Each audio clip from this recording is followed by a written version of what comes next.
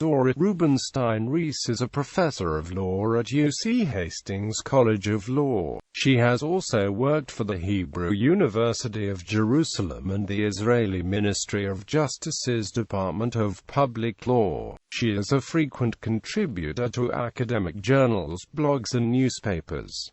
Her work focuses on accountability, healthcare, social policies and law. Reiss has become known for her work on legal issues regarding vaccination policies, and she has called for examination of the possible legal liabilities which should be faced by parents who opt for non-vaccination, including those who obtain legal exemptions. She is also noted for her support of California Senate Bill 277.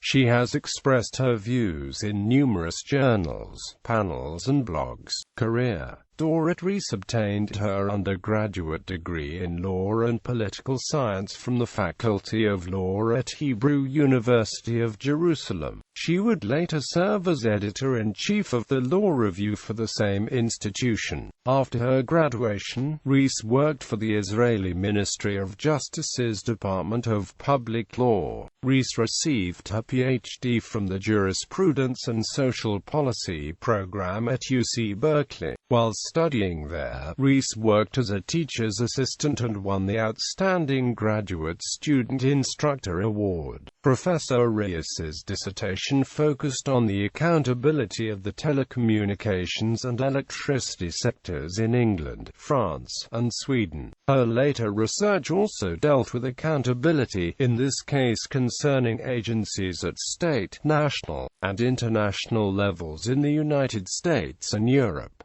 Reiss's professional focus includes accountability, healthcare, social policies, and law. Since 2010, she has become better known for her work on the legal issues surrounding vaccination and healthcare policies. Early activism in defense of vaccination. Reiss's focus on immunization advocacy started in 2010, with the birth of her son. There had been stories on the news about a whooping cough epidemic which prompted Reiss to seek advice from her doctor on how to protect her child. As her son was too young, the doctor's advice was to undergo immunization herself, as it is the only way to protect very young children from vaccine-preventable diseases. The birth of Reiss's son also motivated her to read parenting blogs in her spare time. In one of those blogs, Reiss came across an article about the resurgence of measles and myths about the MMR vaccine. Reiss discovered that one of the readers of the article had posted a comment with common anti-vaccination claims. The fact of someone being against immunization surprised Reiss. Familiar with the history of how currently vaccine-preventable diseases used to affect and kill many people, after that first encounter with anti-vaccine arguments, Reiss started reading more about the claims made by people opposing vaccines and the refutations provided by experts. She became convinced that the answers given by scientists were solid and powerful. Reiss commenced her pro-vaccination activism by commenting on different websites and social media. Reiss has expressed that her defensive immunization is driven by her desire to protect both children and adults from vaccine-preventable diseases. Reiss has shown a commitment to inform the general public about the health and financial costs that could emerge as a consequence of non-vaccination, by engaging in conversation with different media.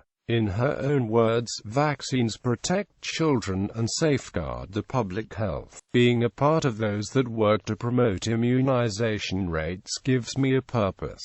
Something to do that means something. I've met amazing people in this journey. People with large hearts, brilliant minds, dedication and selflessness. I'm very proud to know them, and am amazed to be a part of some of these groups. Reiss's pro-immunization activities also include the creation of a blog called Before Vaccines, where she has been documenting stories of people who experienced diseases that were common in pre-vaccination times, detailing considering the symptoms, complications and the many times life-changing consequences of illnesses such as chickenpox, mumps, influenza and polio. People sharing the memories with Reiss describe some of the health and social burdens their other family members had to endure as a consequence of now preventable illnesses. Reiss's aim is to educate the public about the potential effects of vaccine-preventable diseases with which people are no longer familiar. Reiss also collaborates with the organization Voices for Vaccines, where she acts as a member of its Parents Advisory Board. Legal work in defense of vaccination. Reiss has also approached the dangers of non-vaccination from a professional perspective. Her academic work has addressed some of the legal issues surrounding vaccination, including the controversy surrounding legal exemptions and liabilities of non-vaccinating parents. Reiss has collaborated with various academic journals and participated in panel discussions and blogs. Her views have also been quoted in several online newspapers and websites. One of Reiss's main arguments is that parents who do not vaccinate the children are liable if the child transmits a vaccine-preventable disease to other people. She claims that the need of a compensation exists in such cases, and that legal exemptions are not a barrier for liability. Reiss developed this idea in her article, Compensating the Victims of Failure to Vaccinate, What Are the Options?, in which she presents the case of a non-vaccinated 11-year-old child who was taken to a surgery in Germany, and who infected 6 other patients with measles.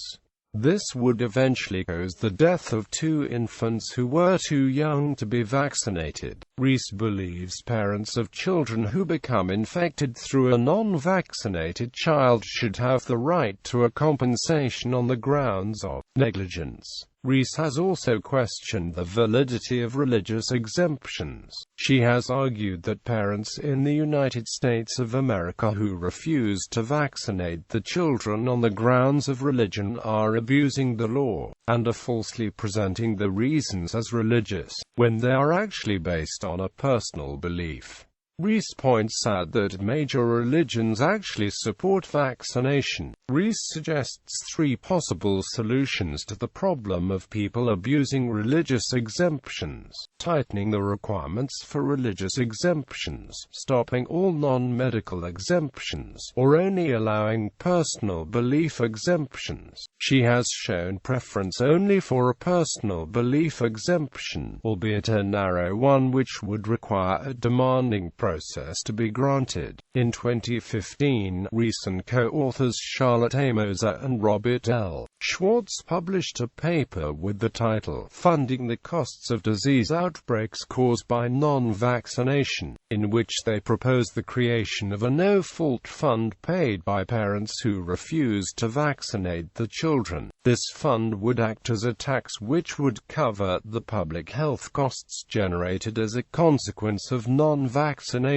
Another alternative would be billing parents if it is determined that the failure to vaccinate caused an outbreak of a vaccine-preventable disease. The authors sent the proposal to Democratic Senators Ben Allen and Richard Pan. Reiss has also expressed her support for the California Senate Bill 277, proposed after the measles outbreak occurred in Disneyland in 2014, which would end vaccine exemptions other than medical for children attending school and child care centers. She has been invited on numerous occasions to comment on this bill. In these interactions, she has addressed topics such as the priorities of vaccination policy, public health, herd immunity, religious exemptions and liability. One of Reiss's main reasons to support the bill comes from the fact that sending non-vaccinated children to school would put both the non-immunized child and the other children at risk. She has also declared it is unfair that the financial burden of a vaccine-preventable disease falls on the shoulders of others, when negligent parents are directly to blame. Reiss has also stated that vaccine policy needs to take into account the rights of parents to make medical decisions for the children. the state's interest to promote public health and children's rights. In April 2015, Reiss gave her testimony on SB 277 before the Senate Judiciary Committee. In her testimony, she primarily focused on the legislature's leeway to require school immunization, and the lack of necessity for non-medical exemptions.